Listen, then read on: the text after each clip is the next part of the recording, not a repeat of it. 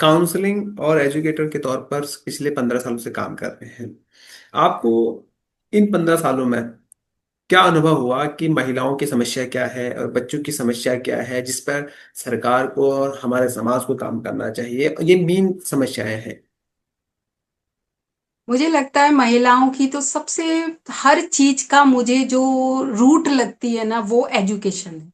मेरा फोकस सबसे ज्यादा एजुकेशन पे है। मैं मानती हूँ जब जो व्यक्ति, अगर महिलाएं एजुकेटेड हो जाएंगी, फाइनेंशियली इंडिपेंडेंट हो जाएंगी, समझदार हो जाएंगी, अपने हक को समझने लगेंगी, जब वो पढ़ेंगी तो ऑफ कोर्स वो जानने लगेंगी कि मेरा क्या अधिकार है, मुझे कैसे किस बात पे मुझे क्या, कैसे मैं अपने अधिकारों की बात कर सकती हूँ। जब वो एजुकेटेड हो जाएंगी तो मुझे लगता है बहुत सारी समस्याएं सॉल्व हो जाएंगी। जैसे मैंने पहले भी अभी आपको कहा कि अगर वो फाइनेंशियली इंडिपेंडेंट हो, लड़की पढ़ी लिखी हो, तो वो क्यों डोमेस्टिक वायलेंस सहन करेगी।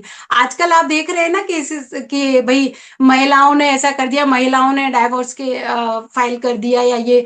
तो एक समाज है ना, उसे वो गलत तरीके से ऐसे देखता है कि भाई पहले तो जो भी हो जाए, औरत छोड़ती नहीं थी और बस चाहे वो मर मर के पूरी जिंदगी वहां काटती रहती थी, किसी से कुछ नहीं बोलती थी, चाहे पिट रही है, चाहे उसे मानसिक तनाव दिया जा रहा है, चाहे मेंटली टॉर्चर किया जा रहा है, चाहे फिजिकल टॉर्चर किया जा रहा है, वो कैसे भी करके बस जूझती रहती थी, कहती नहीं थी। लेकिन आज की जो महिलाएं जो शिक्षित हो रही हैं, वो अब इन बातों पे विरोध करने लगी हैं और अपनी बातें कहने लगी हैं, और इसीलिए डाइवोर्स के केसेस भी बढ़ने लगे हैं।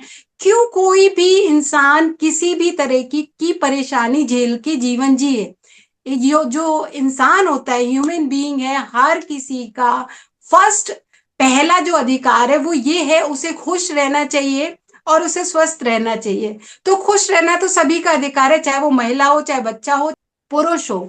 आदि काल से, मतलब ये मेल डोमिनेटिंग कंट्री है इंडिया, तो यहाँ पर क्या औरतों को किसी ना किसी तरीके से मतलब दबाया ही गया है। तो अब जब एजुकेशन थोड़ी बढ़ रही है, तो औरतें अपने अधिकारों के बारे में जान रही हैं, तो वो स्टेप्स ले रही हैं जो उनको हजम नहीं हो रहा भाई।